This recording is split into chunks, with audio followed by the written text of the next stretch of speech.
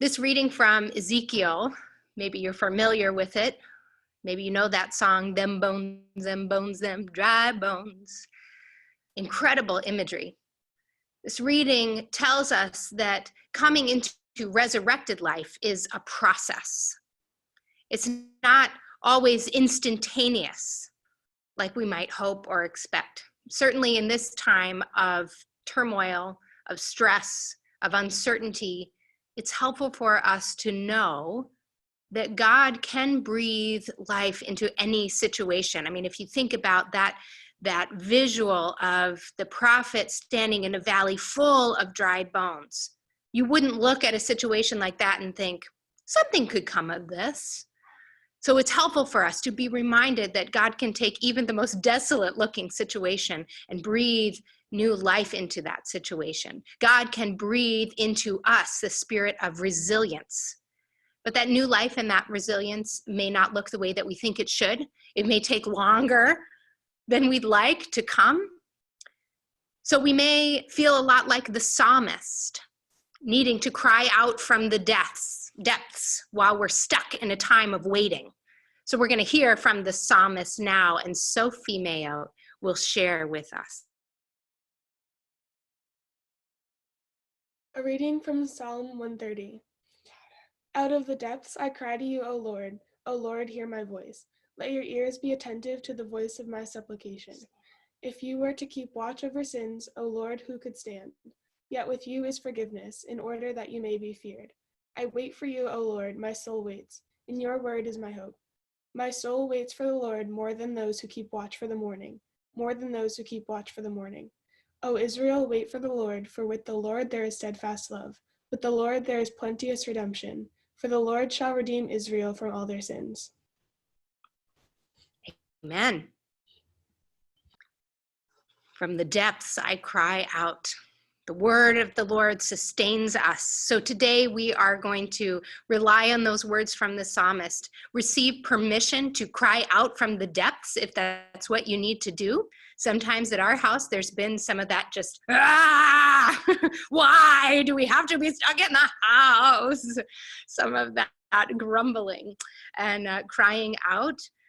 But maybe this is a time where you're experiencing some relaxation, some relief. Maybe you are feeling lonely. Maybe, I don't know, you have another feeling that's welling up in you. So we receive permission from the psalmist to bring all of those emotions. Now I want you to listen as we rely on the word of God, which feeds us in this time when we aren't getting to partake of communion together.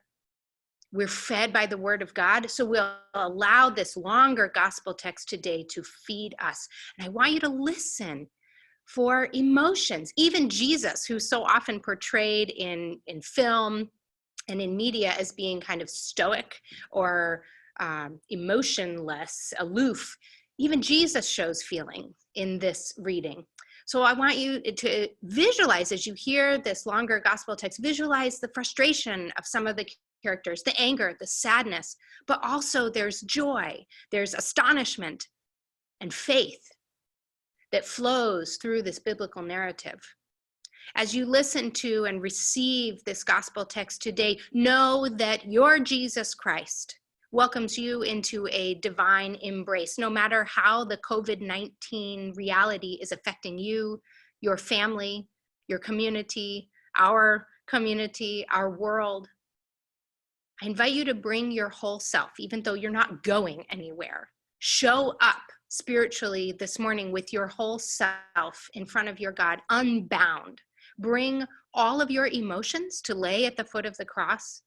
And let's receive into our dry bones. If you have any area of your life that's feeling dry right now, let's receive into our dry bones this resurrection story, a precursor to what will come on Easter Sunday. So we receive this gospel reading from the book of John, chapter 11.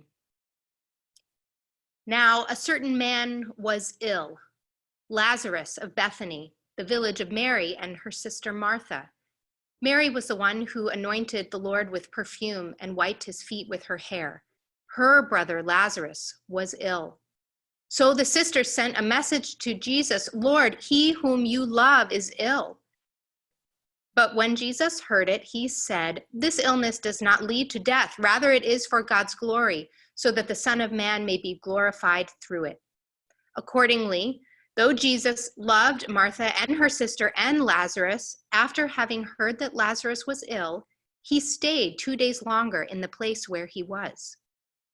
Then after this, he said to the disciples, "Let us go to Judea again." The disciples said to him, "Rabbi, the Jews were just now trying to stone you, and you are going there again?" Jesus answered, "Are not there 12 hours of daylight? Those who walk during the day do not stumble because they see the light of this world. But those who walk at night stumble because the light is not in them." After saying this, he told them, "Our friend Lazarus has fallen asleep, but I am going there to awaken him." The disciples said to him, "Lord, if he has fallen asleep, he will be all right." Jesus, however, had been speaking about his death, but they thought that he was referring merely to sleep. Then Jesus told them plainly, "Lazarus is dead. For your sake, I am glad I was not there, so that you may believe. But let us go to him." Thomas, who was called the twin, said to his fellow disciples, "Let us also go, that we may die with him." When Jesus arrived, he found that Lazarus had already been in the tomb 4 days. Now Bethany was near Jerusalem, some 2 miles away, and many of the Jews had come to Martha and Mary to console them about their brother. When Martha heard that Jesus was coming, she went and met him, while Mary stayed at home. Martha said to Jesus, "Lord, if you had been here, my brother would not have died. But even now I know that God will give you whatever you ask of him." Jesus said to her, "Your brother will rise again." Martha said to him, "I know that he will rise again in the resurrection on the last day." Jesus said to her, "I am the resurrection and the life. Those who believe in me, even though they die, will live. And everyone who lives and believes in me will never die. Do you believe this?" She said to him, "Yes, Lord, I believe that you are the Messiah, the Son of God, the one coming into the world." When she had said this, she went back and called her sister Mary and told her privately, "The teacher is here and is calling for you." And when she heard it, she got up quickly and went to him. Now Jesus had not yet come to the village, but was still at the place where Martha had met him. The Jews who were with her in the house consoling her saw Mary get up quickly and go out. They followed her because they thought that she was going to the tomb to weep there. When Mary came where Jesus was and saw him, she knelt at his feet and said to him, "Lord, if you had been here, my brother would not have died."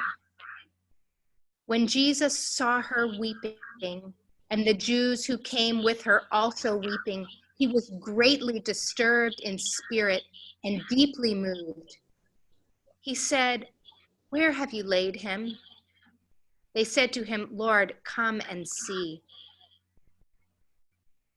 Jesus began to weep. So the Jews said, "See how he loved him." But some of them said, "Could not he who opened the eyes of the blind man have kept this man from dying?" Then Jesus, again greatly disturbed, came to the tomb. It was a cave, and a stone was lying against it. Then Jesus, again greatly disturbed, came to the tomb. It was a cave, and a stone was lying against it. Jesus said, "Take away the stone." Martha, the sister of the dead man, said to him, "Lord, already there is a stench because he has been dead 4 days." Jesus said to her, "Did I not tell you that if you believed, you would see the glory of God?" So they took away the stone. And Jesus looked upward and said, "Father, I thank you for having heard me. I knew that you always hear me, but I have said this for the sake of the crowd standing here, so that they may believe that you sent me." When he had said this, he cried with a loud voice, "Lazarus, come out." And the dead man came out, his hands and feet bound with strips of cloth and his face wrapped in a cloth. Jesus said to them, "Unbind him, let him go." Many of the Jews, therefore, who had come with Mary and had seen what Jesus did, believed in him. This is the gospel of the Lord. Praise to you, O Christ. We receive this reading, and now we receive a song of reflection from Mike. This song is called Spirit Breakout, and